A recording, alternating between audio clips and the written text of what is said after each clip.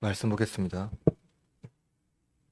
오늘 하나님께 우리에게 주시는 말씀 신약성경 마가복음 13장 1절에서 13절입니다. 다 찾으신 줄 알고 제가 하나님 말씀을 받들어 읽도록 하겠습니다. 이것은 살아계신 하나님의 말씀입니다. 귀 기울여 들으십시오. 예수께서 성전을 나가실 때 제자 중 하나가 이르되 선생님이여 보소서 이 돌들이 어떠하며 이 건물들이 어떠하나이까. 예수께서 이르시되 내가 이 큰 건물들을 보느냐. 돌 하나도 돌 위에 남지 않고 다 무너뜨려지리라 하시니라. 예수께서 감람산에서 성전을 마주 대하며 앉으셨을 때 베드로와 야고보와 요한과 안드레가 조용히 묻되 우리에게 이르소서 어느 때에 이런 일이 있겠사오며 이 모든 일이 이루어지려 할 때 징조가 있사오리까. 예수께서 이르시되 너희가 사람의 미혹을 받지 않도록 주의하라. 많은 사람이 내 이름으로 와서 내가 그라 하여 많은 사람을 미혹하리라. 난리와 난리의 소문을 들을 때 두려워하지 말라. 이런 일이 있어야 하되 아직 끝이 아니니라. 민족이 민족을 나라가 나라를 대적하여 일어나겠고 곳곳에 지진이 있으며 기근이 있으리니 이는 재난의 시작이니라.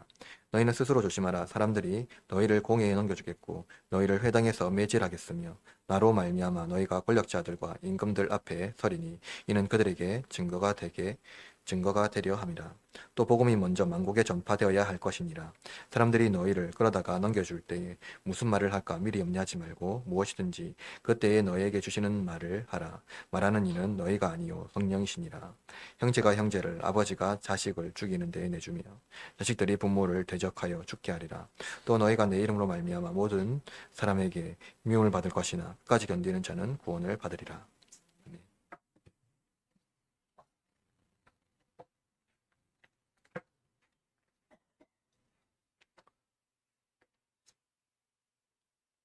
오늘은 마가복음 강의 42번째 시간으로서 고난이 올 때 어떻게 살아야 할까라는 제목으로 하나님 말씀을 증거하겠습니다. 사람은 고난이 올 때 혹은 어떤 일이 생겼을 때 신의 의도를 생각하는 경우가 종종 있습니다. 사람이 어떤 사건으로 자기의 죄와 주위의 환경을 생각할 뿐 고난을 이겨내는 방법에는 익숙하지 않습니다. 심각한 고난이 오면 그 사건을 회피하거나 혹은 합리적인 방식으로 해결하려고 합니다. 어떤 이들은 고난 혹은 어떤 특별한 사건이 발생할 때 종말에 일어날 현상으로 이해하는 경우가 많죠. 이것은 묵시이기 때문에 세상에 일어날 일을 내쳐야 한다는 입장을 가지고 있습니다. 이는 고난 혹은 사건이 징조라고 생각하는 종말론적 입장을 가지고 있기 때문입니다. 그러나 성경이 그러나 성경은 어떤 파국을 우리에게 말하지 않습니다. 본문에서는 그 파국을 말하지 않습니다. 예수님은 인성을 가진 인간으로서 인간의 경험해야 하는 모든 고난을 당하셨습니다. 예수님은 부당한 고난을 당하셨지만 고난 중에 누구도 예수님을 의인이라고 부르지 않았습니다. 심지어 제자에게 버림당했고 그를 추종하는 모든 무리들에게 버림받았습니다.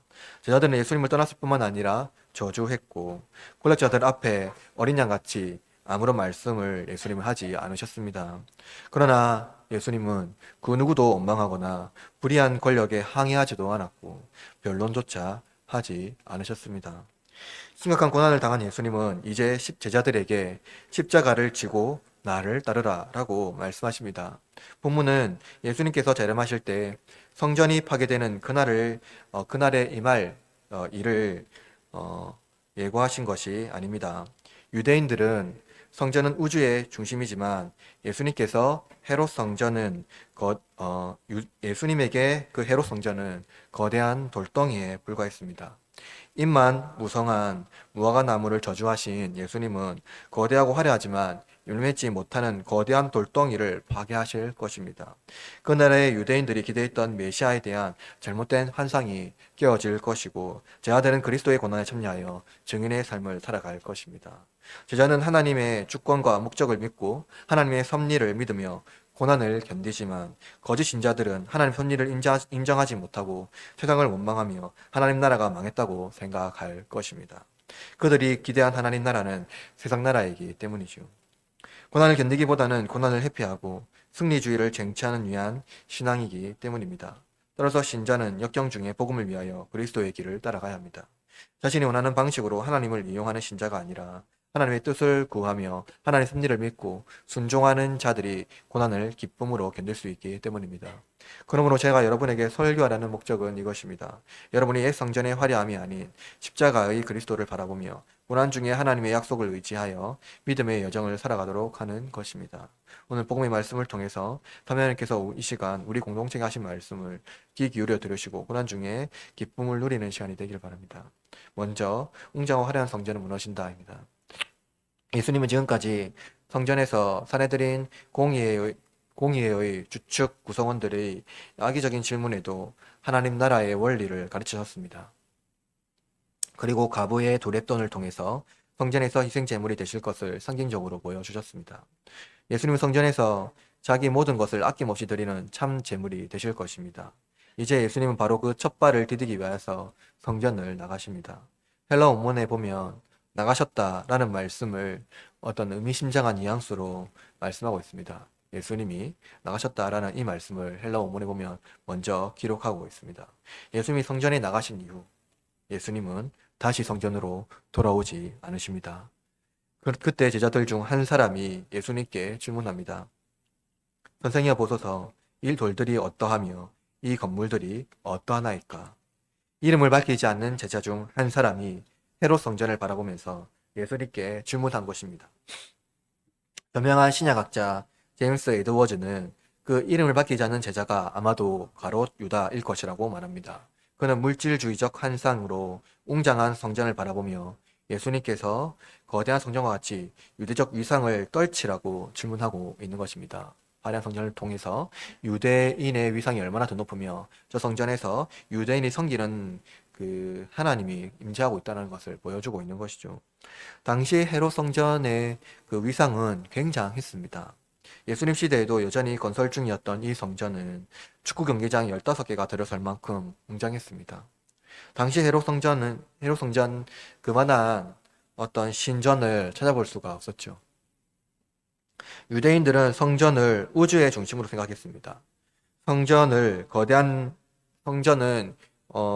대단지를 이루었고 이를 바라보는 자들은 성전의 기세에 압도되어서 감탄이 절로 나올 정도였습니다. 제자들이 성전을 바라보면서 유대인의 위상을 드높였을 것입니다. 누구나 성전을 바라보면은 그의 압도되는 웅장함 때문에 그 위상을 드높였을 것입니다. 당시 성전은 유대인들에게 하나님의 임재를 드러내는 상징적인 장소였기 때문에 또한 유대인들에게는 이 성전은 굉장한 안정감을 주었을 것입니다. 여러분도 지나가다 보면은 거대한 성전을 보면은 그 성전을 다니는, 그 교회를 다니는 사람들은 아마도 큰 안도감을 누릴 것입니다. 거기에 임재하는 하나님의 그 높은 위상, 거기에 있는 수천 명들의 사람들의 그 공동체를 바라보면은 우리 공동체의 위엄과 그 광대함을 자랑하고 또 안정감을 누릴 수밖에 없겠죠. 그러나 예수님은 제자들에게 이렇게 말씀합니다. 오늘 본문 2절 말씀 다시 봅시다. 2절 시작. 예수께서 이르시되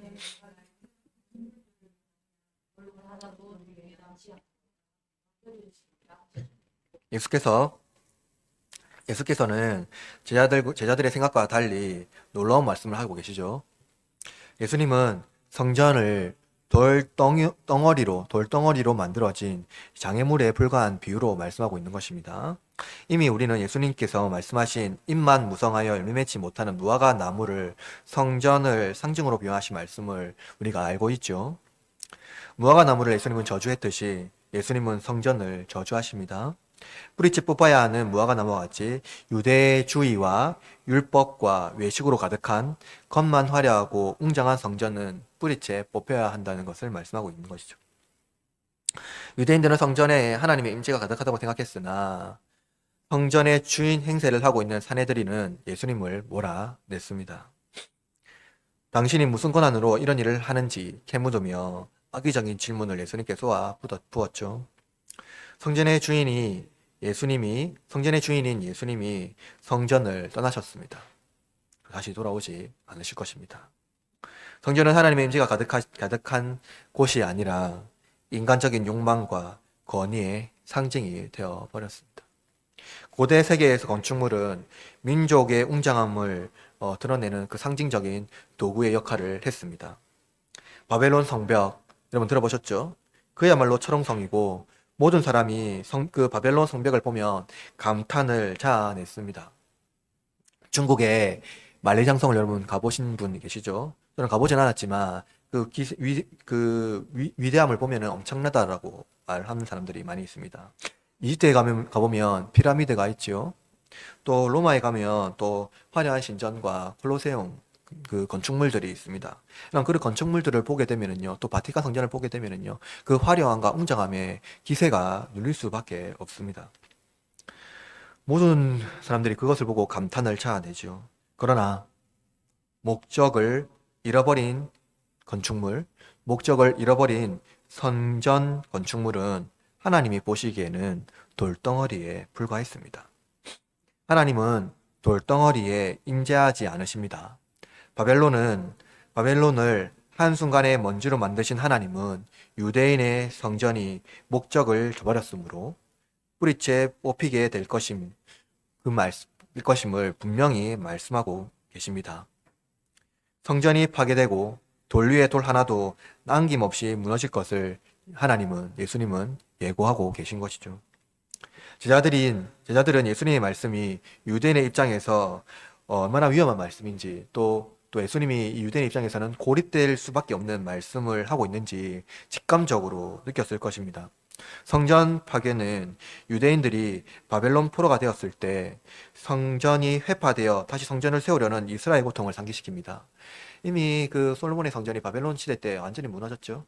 그것을 파괴되는 것을 보고 이스라엘 백성들은 굉장히 고통스러워했습니다. 유대인들은 성전이 완공되면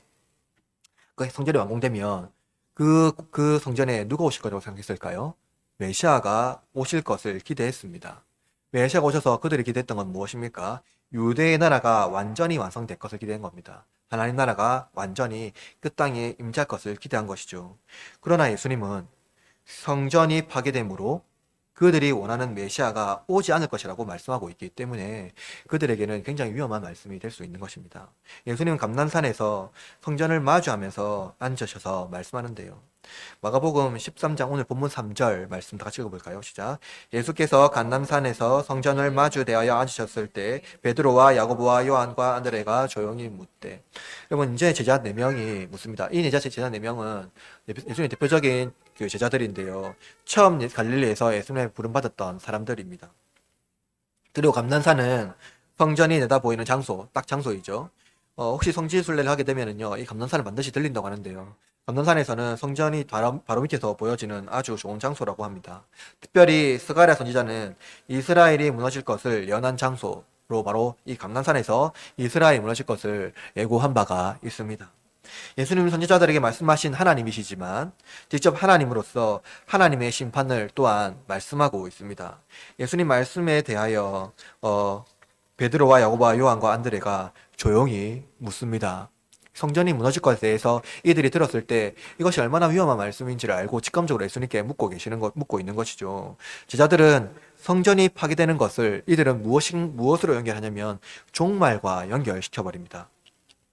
이들은 성전이 우주의 중심이며 성전이 파괴되면 즉각적으로 종말이 올 것이라고 생각했기 때문입니다.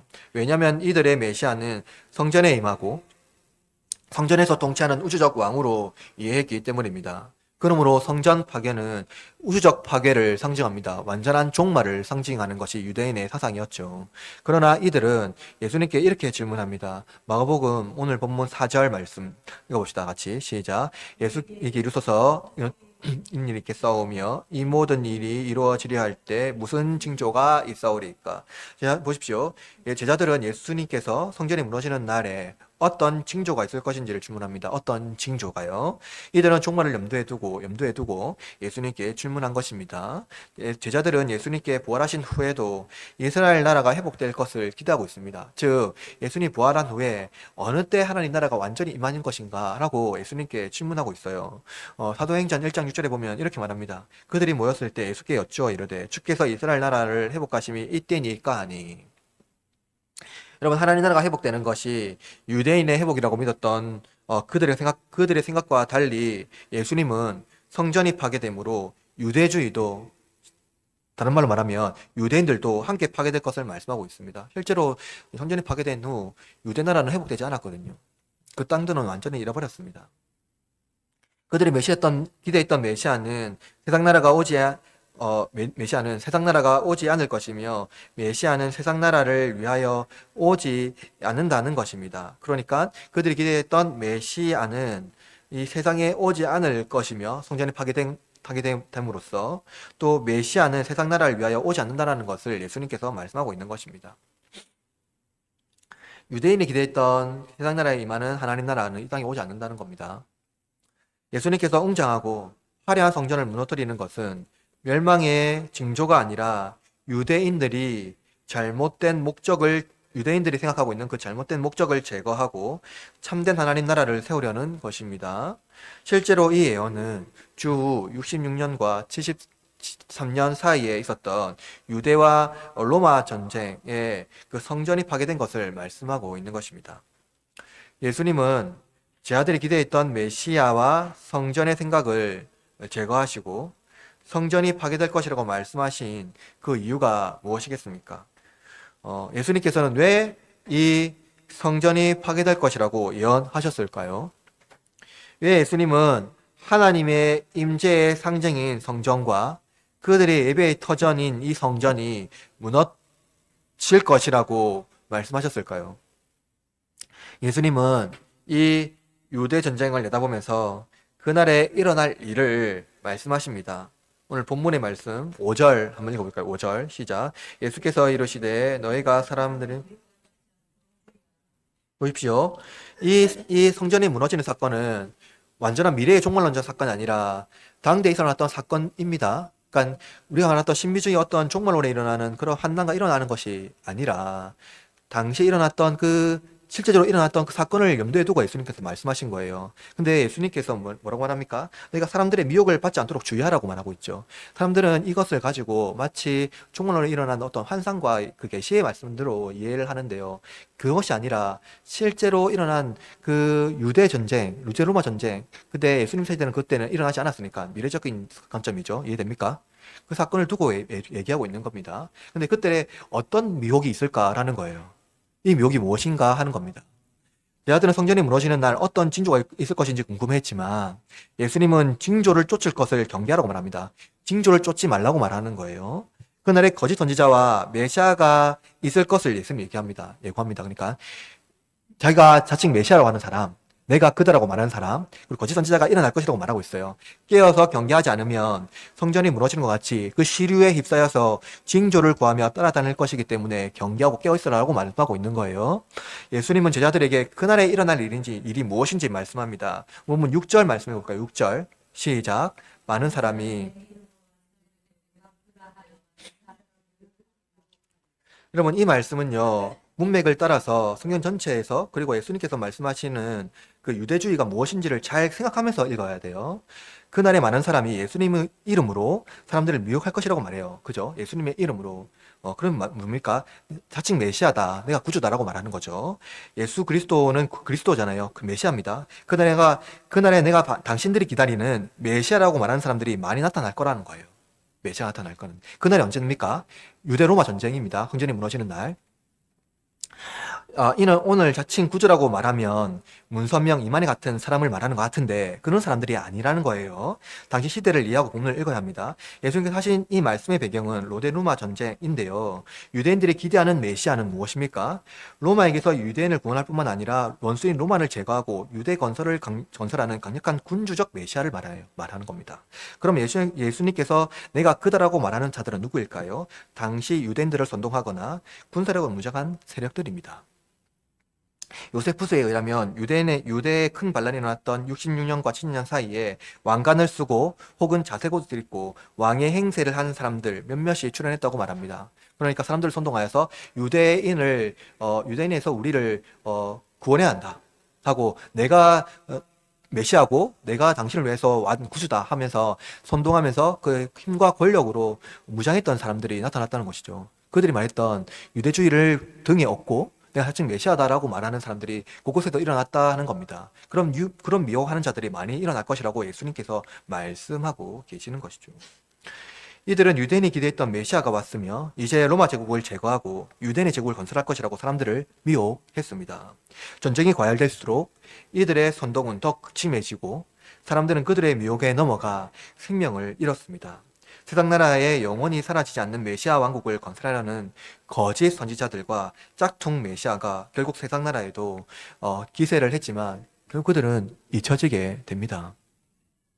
예수님은 이어서 미래적 상황을 아주 정밀하게 묘사하는데요. 본문 7절 말씀을 볼까요? 7절 시작. 난리와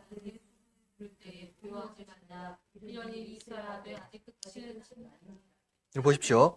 여기서 말하는 난리라는 이 단어는요, 전쟁이라는 단어, 헬라어 단어를 번역한 거예요. 전쟁입니다. 즉 전쟁과 전쟁의 소문이 들을 때 예수님 말하는 건 뭡니까? 두려워하지 말라라고 말해요. 예수님은 제자들에게 가르치십니다. 당시 성전이 파괴되는 전쟁, 유대인이 볼 때 종말이었죠. 성전이 파괴되었으니까 우주적 전쟁이었으니까요. 이제 세상은 종말이 올 것이라고 그들은 생각한 겁니다. 그리고 성전이 파괴되는 일이 있어서도 그리고 성전이 파괴되는 일은 있어서도 안 되는 유대인 입장에서는 있어서도 안 되는 일이었죠. 그리고 그런 일들 일어나서는 안 되는 일이었습니다. 그런데 예수님은 뭐랍니까? 이런 일이 있어야 한다고 말해요. 이런 일이 있어야 한다고. 유대인 전쟁에서 소란이 끊이지 않고 약탈과 범죄, 모든 죄악이 난무합니다. 예수님은 유대 전역에서 일어나는 죄악과 소란을 말씀하시고 또 성전이 무너지면 폭동과 선동이 일어날 것이라고 말씀하고 계십니다. 그러나 먼저 이 일을 당한 분이 누구입니까? 여러 가지 폭동과 선동이 일어나서 모든 고난과 고통을 당하신 분, 그분이 누구입니까? 그러나 그들의 무자비한 선동과 폭동에도 고난을 당하신 이가 누구입니까? 바로 예수님이죠. 예수님은 자기 몸으로 유대 전역에 일어났던 폭동과 소란 그리고 모든 범죄를 담당하셨습니다. 심지어 예수님은 이 일이 일어날 일이라고 말씀하고 계시는데요. 이 일, 바로 예수님께 일어난 일을 말합니다. 예수님은 스스로 고난을 감당하기 위하여 오셨습니다. 그런데 예수님은 그 일이 또 끝이 아니라고 말씀해요. 이 말씀은 유대인이 생각하는 종말이 아니라는 것입니다. 이어서 예수님은 또 이렇게 말씀하세요. 본문 8절 말씀해 봅시다. 8절 시작. 민족이 민족을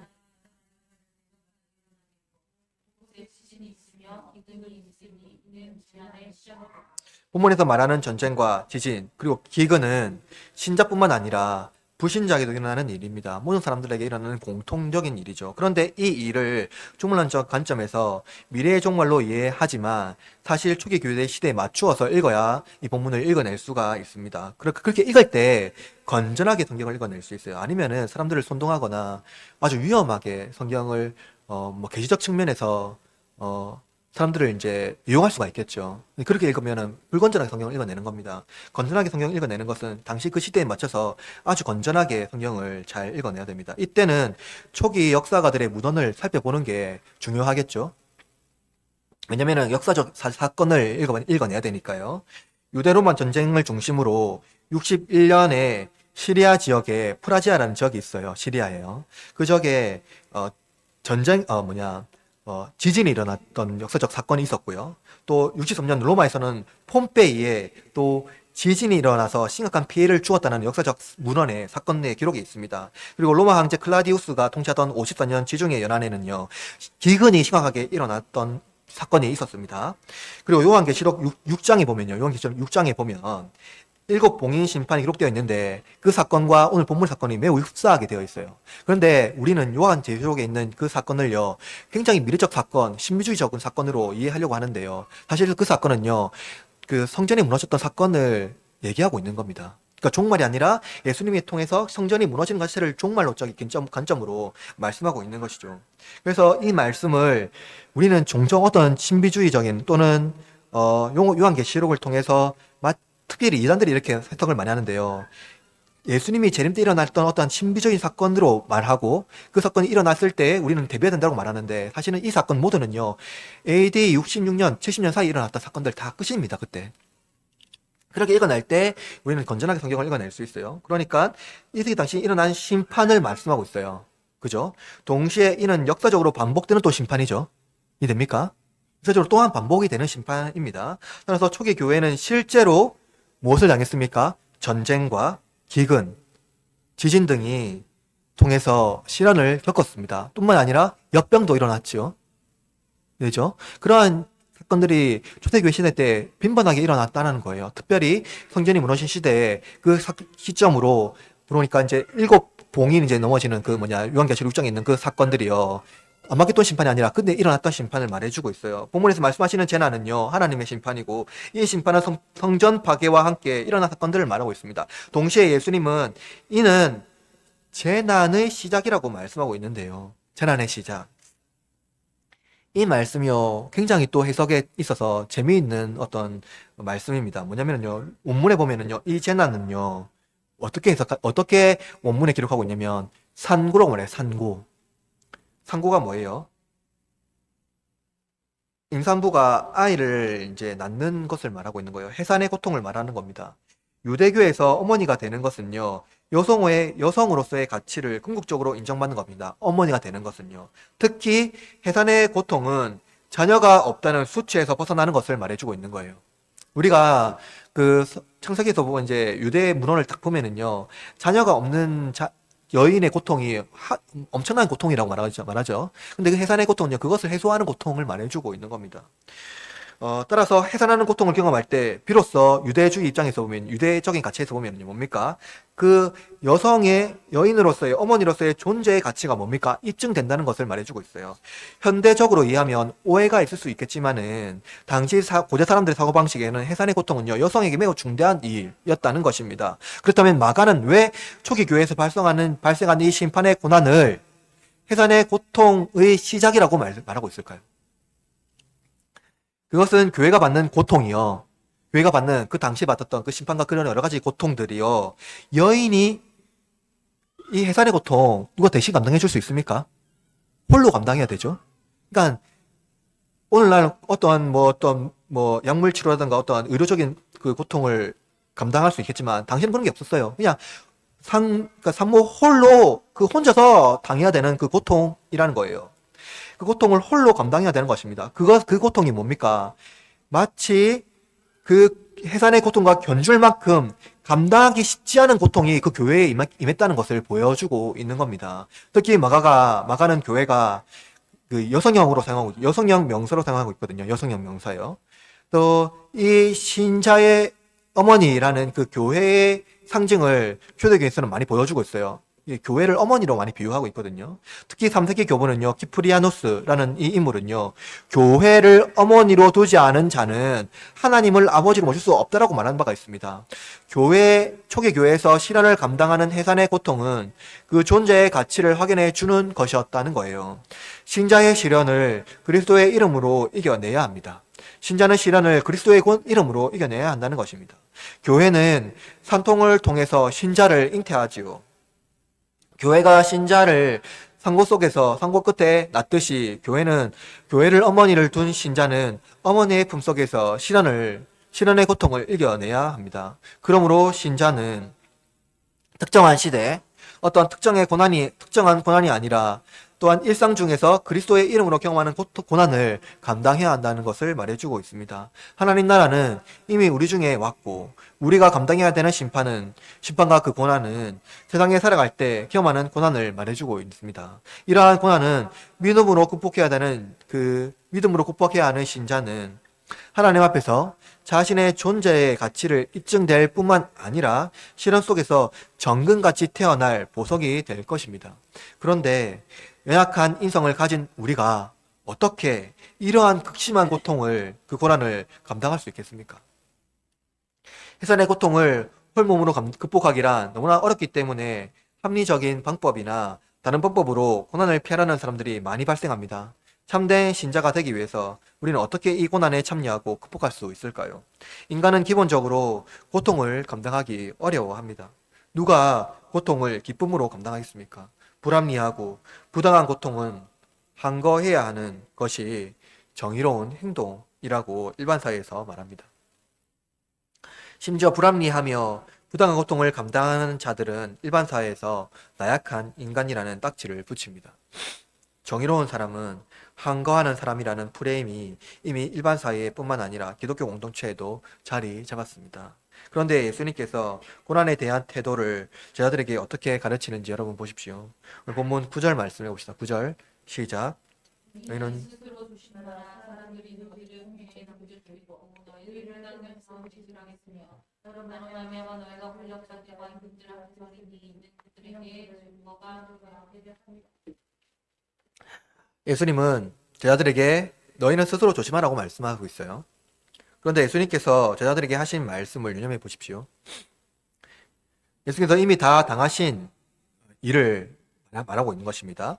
예수님께서는 사람들에게 의해서 공에 잡혀갔고요. 또 공에 넘겨주었고, 특히 제자에 의해서 또 넘겨주었고, 뭐습니까? 공에서 매질 당했죠. 그리고 권력자 권 앞에서 그 신문을 당했습니다. 근데 그것이 이제 증거가 된 것이죠. 살해된 공예의 주도 앞에 예수님은 붙잡혔고요. 그들에게 신문을 받고 로마에게 넘겨줬고 매질당하고 십자가에 달리셨습니다. 이제 예수님은 제자들에게 말씀하십니다. 제자들은 예수님을 믿으며 예수님을 믿는 믿음으로 또 예수님을 전파한다는 이유로 고난을 당하게 될 것입니다. 그들은 동족인 유대인들의 회당에 넘겨질 것이고 거기서 매질당하고 탄해드린 공력자들의 앞에서 신문 받게 될 것입니다. 죄를 지어서가 아니라 그들이 그리스도를 믿기 때문입니다. 예수님은 제자들이 고난 당하는 이유를 무엇이라고 말합니까? 고난 당하는 이유를 나로 말미암아라고 말하고 있어요.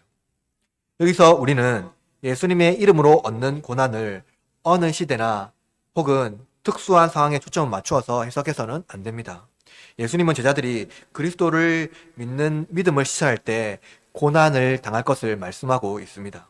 하나님 나라의 복음은 세상의 고난을 겸하여 받습니다. 사도행전 5장 40절에 이렇게 말합니다. 그들이 옳게 여겨 사도들을 불러 책찍질하며 예수의 이름으로 말하는 것을 금하고 놓으니. 그렇죠. 공회는 자신들의 권력을 지키기 위해서 사도들을 불러서 책찍질합니다. 사도들이 헛된 사상을 퍼뜨리며 소란을 피운다는 것입니다. 그러나 사도들은 예수님의 가르침을 전파하고 참된 유대인은 율법주의적 삶이 아니라 예수 그리스도의 복음의 삶을 살아야 한다는 것을 가르치고 있습니다. 사람들은 복음적 삶을 가치없는 것으로 여길 뿐만 아니라 그들까지 박해하지요. 그렇다면 여러분, 그리스도의 이름으로 받는 고난을 제자들은 어떻게 감당할까요? 사도행전 5장 41절에 이렇게 말합니다. 사도들이 그 이름을 위하여 능욕 받는 일에 합당한 자로 여기심을 기뻐하면서 공의 앞을 떠나니. 여러분, 그리스도의 이름으로 받는 고난을 기뻐하는 것입니다. 제자들은 이번 고난을 끝으로 고난받지 않았을까요? 그러니까 제자들은 이번 고난을 끝으로 이제 고난이 없어졌을까요? 공회를 나가면서 바로 고난을 당하게 됩니다. 그들의 불의와 부도덕 때문에 고난을 받았을까요? 그들이 부당한 이익을 얻으려 했기 때문에 고난을 받은 것일까요? 그렇지 않습니다. 복음은 전적으로 자기 희생을 요구합니다. 그리스도의 희생이 우리의 고난의 자랑입니다. 그러므로 베드로는 이렇게 말합니다. 베드로전서 4장 12절 이렇게 말합니다. 사랑하는 자들아, 너희를 연단하려고 오는 불시험을 이상한 일 당하는 것 같이 이상히 여기지 말고. 베드로는 고난을 연단이라고 말합니다. 일상적인 모든 상황에서 불의를 도모하지 말고 의를 실천하는 삶의 방식, 그리고 기독교적 삶의 방식을 반사적인 우리의 몸의 언어로 체득할 때 비로소 복음적 삶을 살아가게 된다는 것을 말씀하고 있죠. 그러기 위해서는 우리는 세속적인 삶의 방식과 자기 이익을 취하는 삶의 방식을 애써 버려야 합니다. 왜냐하면 복음은 우리의 유익이 아니라 하나님의 유익과 이웃의 유익을 구하기 때문입니다. 그러므로 그것은 반드시 공공의 선으로 나타나기 때문이죠. 그러나 복음은 신자의 고난이 영광이라고 말합니다. 베드로전서 4장 13절 이렇게 말합니다. 오히려 너희가 그리스도의 고난에 참여하는 것으로 즐거워하라. 이는 그의 영광을 나타나실 때에 너희로 즐거워하고 기뻐하게 하려 함이라. 우리가 얻는 고난으로 하나님이 기뻐한다는 것은 우리가 세상에서 하나님의 자녀로 거듭나는 삶을 살아가기 때문입니다. 그것을 증언하고 있는 것이죠. 비록 연약하지만 조금씩 성장하여 바른 신자로 성장하는 삶은 하나님의 영광입니다. 우리는 우리의 영광을 세속적 관점에 서 얻으려 하고 거기서 보이려고 하지만 하나님의 영광은 세상에서 좋은 그리스도인 한 사람입니다. 바로 우리 공동체가 그리스도인의 삶을 살아낼 때 비로소 영광이라는 것입니다. 바로 이것이 복음이 전파되는 일이라고 말하고 있죠. 본문 10절 말씀 다 같이 봅시다. 또 복음이 먼저 만국에 전파되어야 할 것이니라. 복음이 전파되는 것은 세상과 충돌하는 가치와의 싸움입니다. 참된 진리를 위하여 복음을 수호해야 하기 때문이죠. 복음은 세상의 환영을 받지 못합니다. 복음은 희생을 요구하고 또 이익을 구하지 않고 가치 없는 자에게 아낌없이 사랑을 베푸시는 예수님의 사랑을 요구합니다. 그러므로 제자의 삶이란 고난이 언제나 동반됩니다.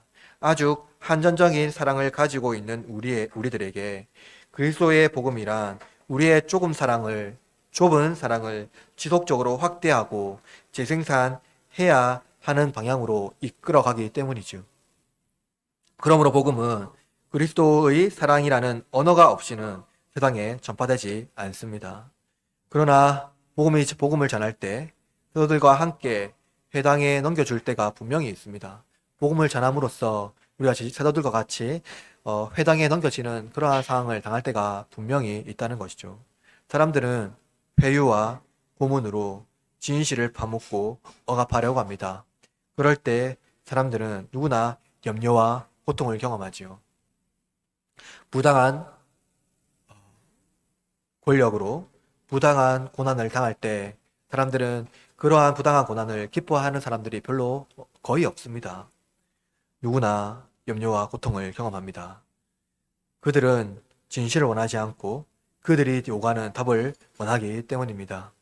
그러나 진리의 성령이 사도들의 입이 되어서 그들에게 할 말을 주십니다. 본문 11절 말씀 읽어봅시다. 11절 시작. 사람들이 너희를 그러다가 넘겨줄 때에 무슨 말을 하나 미리 염려하지